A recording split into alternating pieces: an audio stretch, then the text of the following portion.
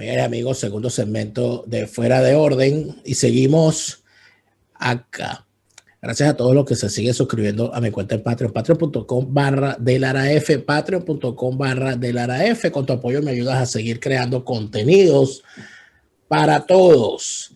Sigo recibiendo, por supuesto, sus mensajes, sus datos, sus comunicaciones, sus saludos, sus opiniones a través de mi página en Facebook, facebook.com/delaraftv, facebook.com/delaraftv, atendida por su propio dueño. No con el ritmo que yo quisiera, obviamente, en muchos mensajes, pero trato siempre de responderlos. Leo a todos y respondo cuando me es posible, pero sepan que sí los leo. Seguimos hablando de Perú.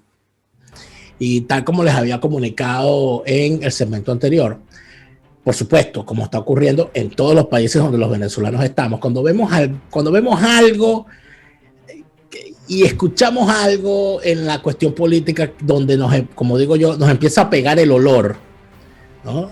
A mí la percepción me da por el olor, yo siento el peligro por el olor, a mí me empieza a pegar el olor. Cuando yo empiezo a escuchar a un tipo diciendo que si la propiedad social, que si todo el poder para el pueblo, que si, qué sé yo, que si expropiaciones, bueno, ya a mí me empieza a oler feo. Cuando empiezo a hablar, empiezo a escuchar estatizaciones, que si el Estado debe meterse en la economía, que si los ricos tienen la culpa, toda esa cosa, ya ahí la cosa va peor. Pero a veces son solo sospechas. A veces son nada más, oye, uno dice, oye, se parece, ¿no? Y como uno viene paranoico, uno lo ve. Pero hay unos que son abiertos. Hay unos que no tienen vergüenza, que se van de palos. Y los tipos salen por el medio de la calle, bueno, y casi que dicen, yo sí soy chavista, ¿y qué? Lo que le falta es tener un partido que se llame PSUV y echarle piernas para la calle. En Perú los venezolanos están muy preocupados. Los venezolanos están tan preocupados que, que escriben y manifiestan su preocupación. Esta semana vimos cómo inclusive Leopoldo López en su gira presidencial internacional temporada 2021, llegó a batir los brazos como Carlos Andrés allá en Perú, a hacer lo que él sabe hacer, que es campaña por otro, pero no fue. Pero hay cosas que van más allá de la cosa partidista. Yo siempre he dicho que los venezolanos tenemos que acostumbrarnos a que si estamos en un país, debemos respetar los fenómenos políticos de ese país, debemos integrarnos lo más que podamos en ese país, ser respetuosos, porque no sabemos cuánto vamos a durar viviendo fuera.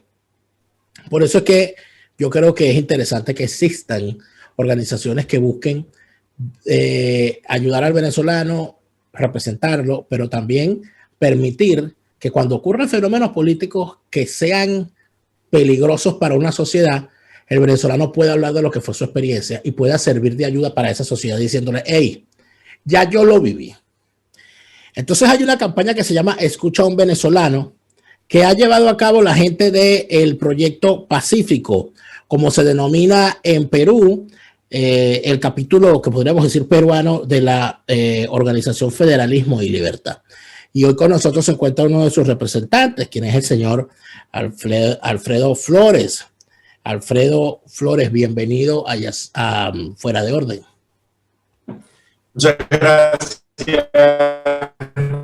Daniel, te agradezco por la invitación. Bueno, yo soy venezolano, tengo ya 4 años en Perú, como te había comentado, y bueno, esta iniciativa es una iniciativa, digamos, no necesariamente política, sino más bien de reflexión y de voto responsable en el marco de lo que es la amenaza a la democracia que pues se cierne sobre el país en el marco de una elección tan importante y decisiva, ¿no? Porque muy probablemente esta elección va a ser como lo que fue en el año 98-99 para Venezuela. O sea, la persona que gane va a definir lo que va a ser el desarrollo o el retroceso del país por los próximos 20 o 15 años, muy probablemente. Hemos visto, de hecho, el video en el segmento anterior donde los venezolanos hablan de lo que fue su experiencia. Quizás no, es un video bastante respetuoso que no llama a votar por nadie, aunque es obvio que en el actual contexto está la opción chavista y la opción que no es chavista. Más allá de profundizar en eso, sería tonto, pero tú que estás allá en Perú y que hablas con tantos compatriotas y que además de eso está viendo el desarrollo político, ¿qué tan al tanto está el peruano de los peligros? O sea, ¿sí se siente que el debate es sobre el peligro o el debate es sobre los temas nacionales sin ver los riesgos que se pueden estar corriendo? Bien, bueno, primero quería recalcar que la organización, aunque esté dirigida por un venezolano, coincidencialmente es una organización peruana, Proyecto Pacífico. De hecho, el resto del equipo es totalmente peruano. En este caso yo lo estoy coordinando. Pero eso está genial porque nos ayuda, digamos, a entrelazar experiencias, ¿no?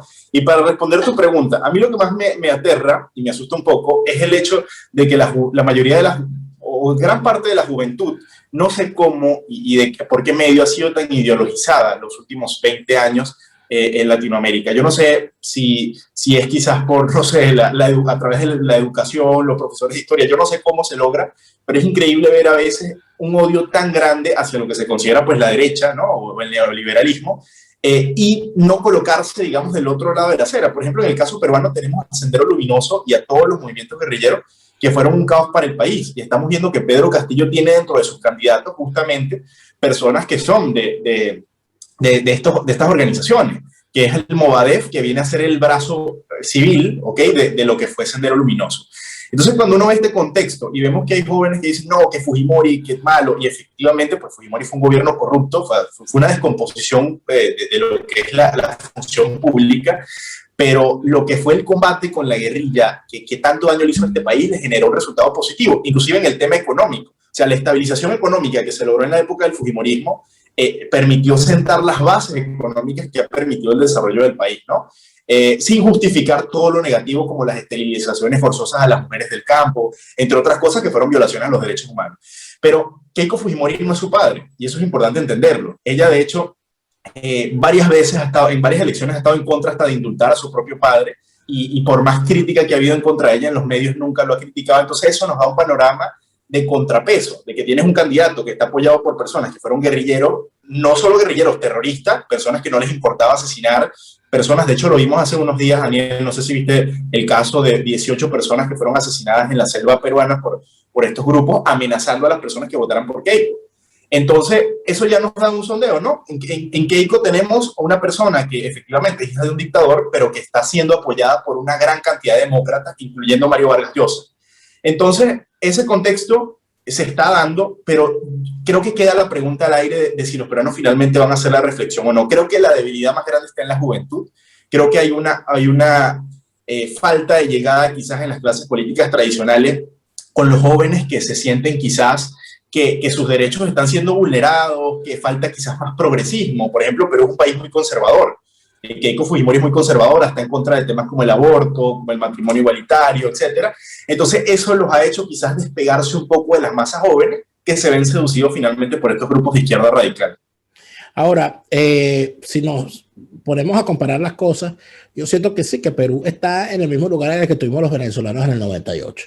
Tengo edad para recordarlo, yo en el año 98 fue la primera vez que voté, yo también tuve 18 años, aunque algunos no lo crean, yo también hice política muy joven, y yo recuerdo algo que era, que yo cometí ese error, y era que de alguna manera uno sentía que nos estaban llevando a una encrucijada donde nadie te explicaba, y la encrucijada era o votas por Chávez, o votas por el pasado, y eso prendió, o sea, ese tema en el que el futuro era Chávez, y el principal candidato contrario a Chávez significaba el pasado. Eso de alguna manera prendió, o sea, se vendió en la opinión pública. Hubo quien decidió, no, bueno, yo no quiero más pasado, me voy con el futuro, aunque se vea chimbo. Y hubo quien entendió las cosas de otra manera y dijo, no, yo en realidad siento que el país tiene problemas, pero no creo que Salah Romer sea el pasado y por lo tanto prefiero votar por él antes que votar por unos golpistas. Los jóvenes, muchos, y recuerdo que fue mi caso y el de muchos otros más, muchísimos decíamos, pero es que no nos gusta ninguno de los dos.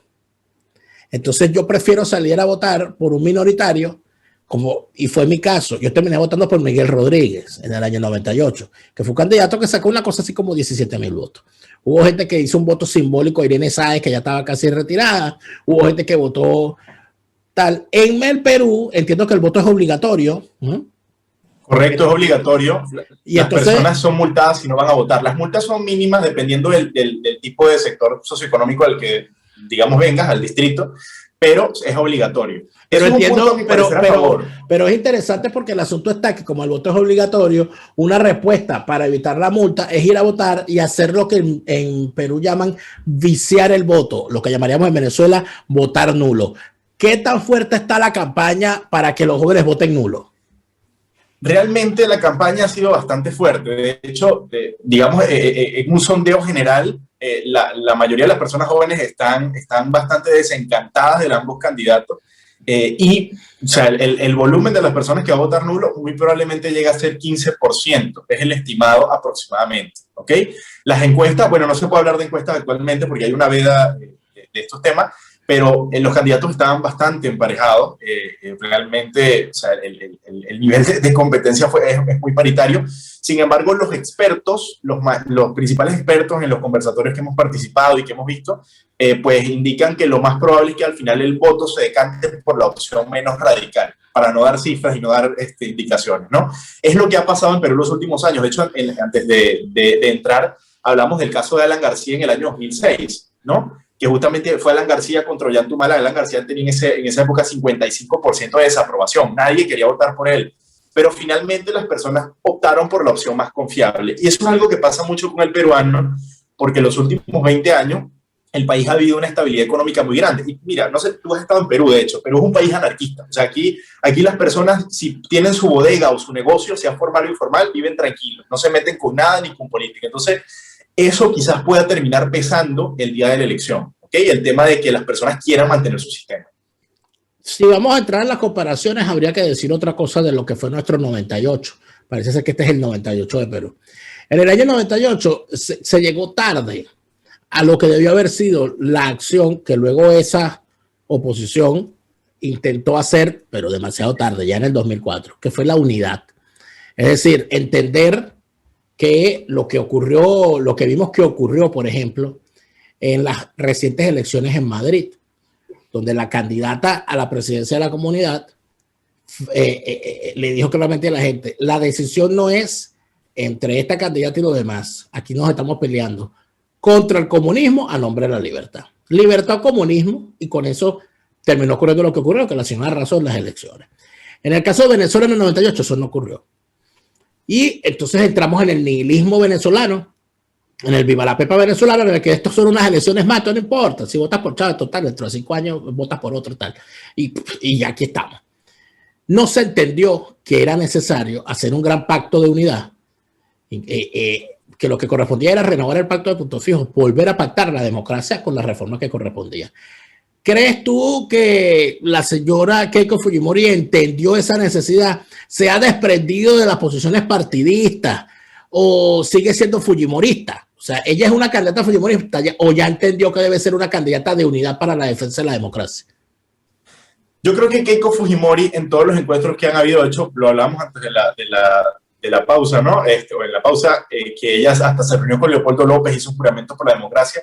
Creo que Keiko entiende la carga de lo que esto significa y va a dejar muy probablemente todos sus intereses partidistas a un lado, y por eso es que en su equipo de gobierno se están sumando muchas personas que inclusive son de centro izquierda, ¿no? O sea, socialdemócrata, bastante, digamos, renombrados aquí en el país. Entonces, yo creo que ella, por un lado, ella ya lo entendió. Yo, de hecho, como dijo Antonio Ledesma en el encuentro que hicimos justo con Proyecto Pacífico y Federalismo y Libertad, Keiko Fujimori no es el mal menor, sino que es el bien mayor, porque ella representa la libertad y la estabilidad del país, y precisamente como ha funcionado Perú, eso le va a generar muy probablemente una opción bastante positiva, ¿no? Esa es una de las típicas frases de Antonio Ledesma, que es un prestidigitador del lenguaje, pero vamos a profundizar.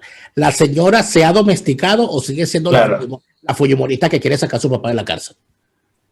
Ella sí quiere sacar a su papá de la cárcel, sí lo quiere hacer porque lo anunció, fue parte de los anuncios que hizo, no ha retrocedido en esa voluntad, pero lo cierto es que ella estuvo en la cárcel hace poco, esa experiencia la cambió mucho. De hecho, si tú haces un repaso en la campaña electoral, casi todos los candidatos que conocían a Keiko decían que la veían diferente, o sea que ya no era la Keiko confrontativa. De hecho, en los debates ella ya no evitó confrontar a Pedro Castillo, evitó insultarlo, evitó decirle comunista. O sea, Yo creo que moralmente Keiko está cambiada. Keiko también entiende que estas elecciones son importantes no solamente para el país, sino para ella, porque quizás de llegar a ellos muy probablemente tendría que ir a la cárcel y eso es una circunstancia que le ha hecho, digamos, ablandar un poco. Yo creo que Keiko sí ha cambiado y eso lo demuestra que ya su equipo no tiene las personas más radicales del fujimorismo.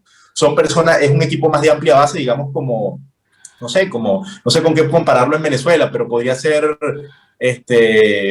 Carlos Pérez en su segundo gobierno, no sé, algo así. Un equipo de amplia base con tecnócratas, pues no, algo así es lo que se está viendo. No le deseemos tanto porque a Carlos Andrés en el segundo gobierno lo tumbaron, pero ahora... Bueno, y ahí hay algo importante, Daniel, ahí hay importante que, claro, no es, digamos, como que la perspectiva de la fundación, pero te lo doy yo como analista político también, que por un lado soy... Perú va a tener bastantes problemas cuando gane Keiko, porque lo que vamos a ver aquí van a ser protestas y protestas. Y apenas empiecen protestas van a haber confrontaciones y eso va a generar que hayan saldos pues negativos. Bueno, pero discúlpame, la conflictividad social normalmente, ¿verdad?, arranca después de la luna de miel que se le da a un gobierno, pero normalmente también la conflictividad social sale a la calle desde la sociedad política. Si los partidos políticos, si los partidos de la democracia, si los partidos que apoyan a Keiko Fujimori hacen un gran pacto por la democracia, yo creo que lo que va a haber en todo caso es una reacción de esa izquierda que se siente agrupada por Castillo, que por cierto es un tipo cuya acción política era normalmente llamar a una manifestación de amparo. Pero yo vuelvo a mi punto. Que ¿es Keiko la que está dispuesta a hacer los cambios o simplemente es cambio de estrategias electorales y le ha ido muy bien en la campaña? Porque estas cosas preocupan, a la gente le preocupa, la gente dice, bueno, pero ¿le estamos dando la hojilla a un mono o estamos de verdad protegiendo la democracia?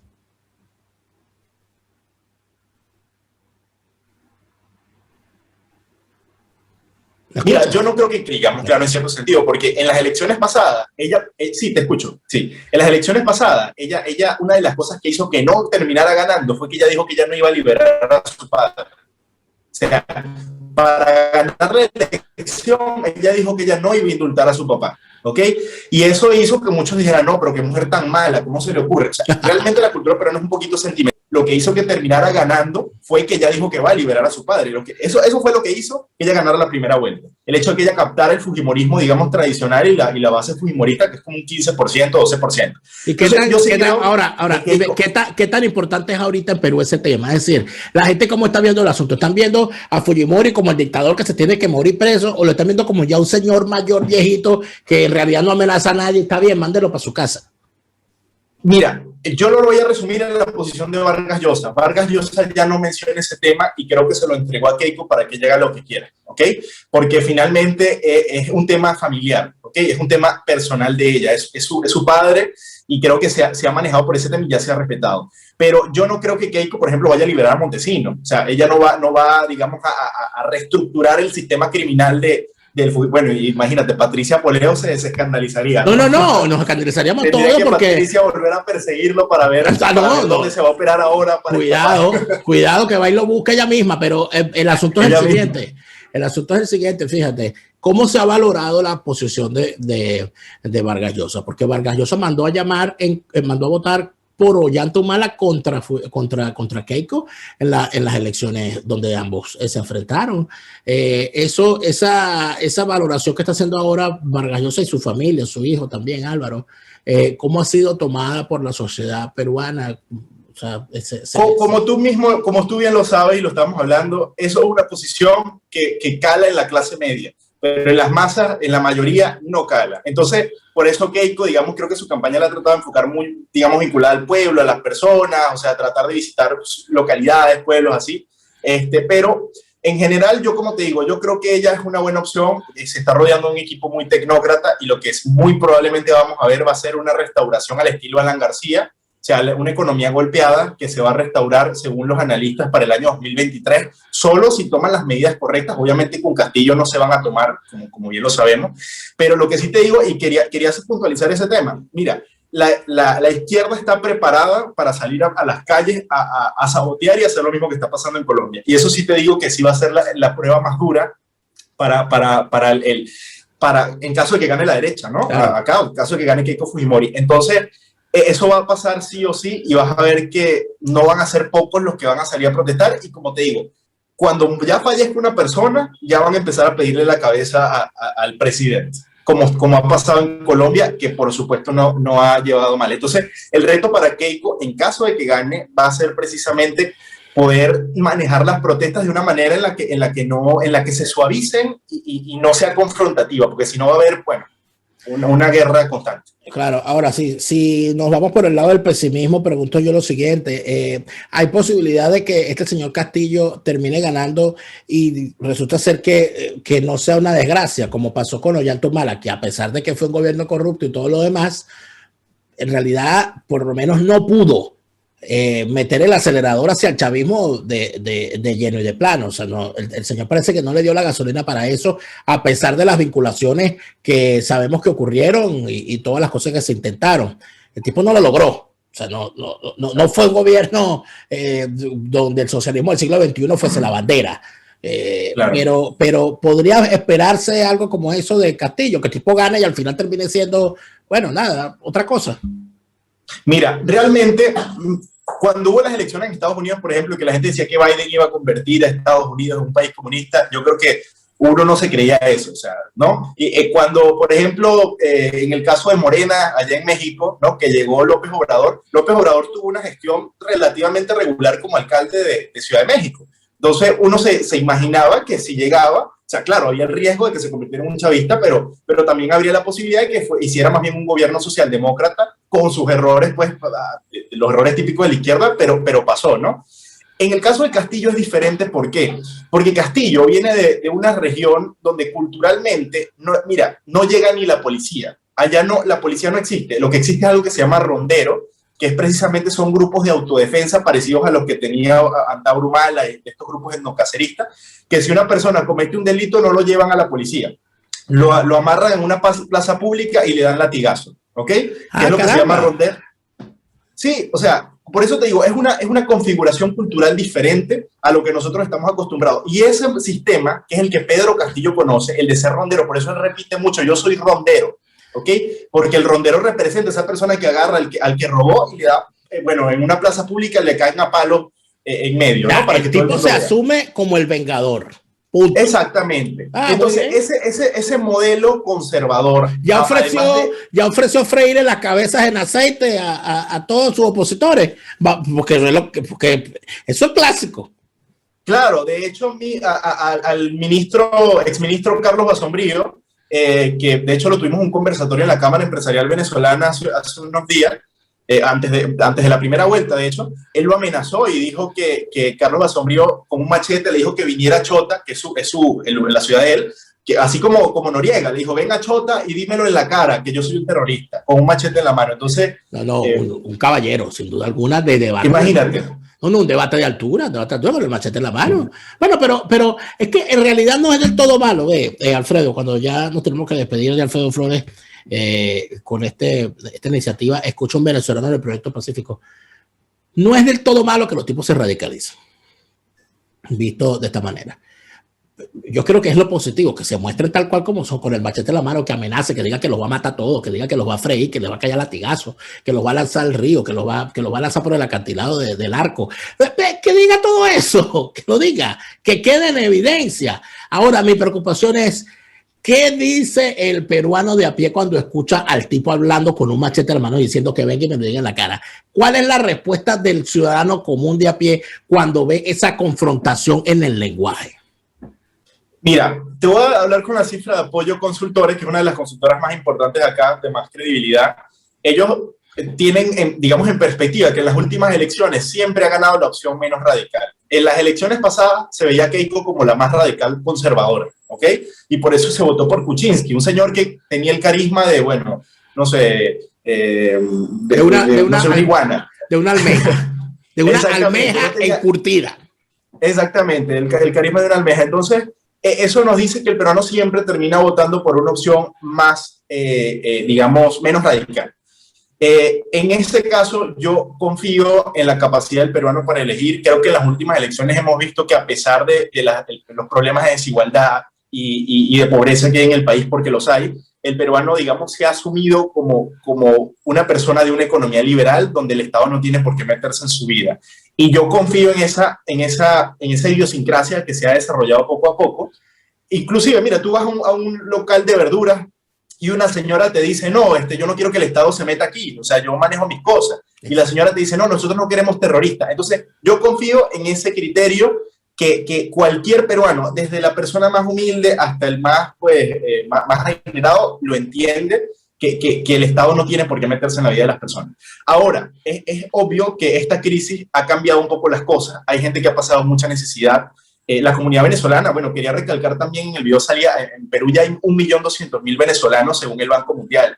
En caso de que Perú entrara a un proceso político de crisis, no solamente se afectaría el peruano, sino también los venezolanos que están acá, que ya representan casi el 10% de la población de Lima. Imagínate. O sea, la cultura venezolana ha llegado a Perú para quedarse y eso también pues es importante que por eso nosotros como venezolanos difundamos este mensaje. Creo que eso también ha sido una de las estrategias, por eso invito a la gente que nos ve, que este video lo pueden ver en la página de Federalismo y Libertad, lo tomen y se lo envíen a un amigo peruano para que sepa lo que hemos pasado los venezolanos, que decíamos que Venezuela no era Cuba, pero resulta que ahora estamos peor que Cuba. Hasta con balseros. Ni en las peores pesadillas de los que en el 98 hacíamos campaña diciendo que Chávez iba a llevarnos a hacer una nueva Cuba.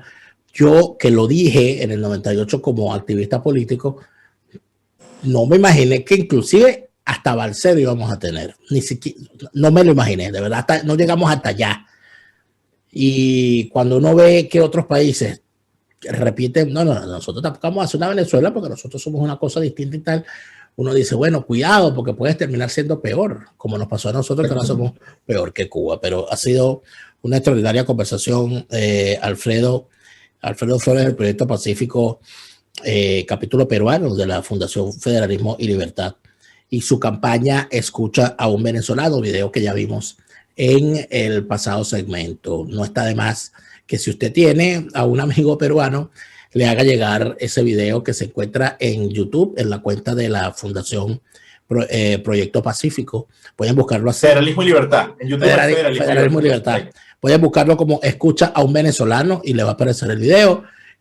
O a ti que puedes elegir. A ti que puedes elegir es el nombre exacto. A ti que puedes elegir es el mensaje que los venezolanos radicados en Perú le están enviando a los peruanos para que no se diga que no se les dijo. Gracias, Alfredo, por permitirme esta conversación. A ti, Daniel, muchas gracias por invitarme. Nosotros, amigos, nos despedimos por el día de hoy. Esperamos que, bueno, que en Perú las decisiones se tomen como nos gustaría a nosotros hoy, 22 años después, si pudiésemos devolver el tiempo, haberlas tomado en el año 98. El que no va a tomar ninguna decisión ni hoy ni mañana, ni Hugo Chávez, porque se murió, nosotros no podemos decir otra cosa. Yo regreso mañana con más Fuera de Orden. Gracias a todos por habernos acompañado. Hasta entonces.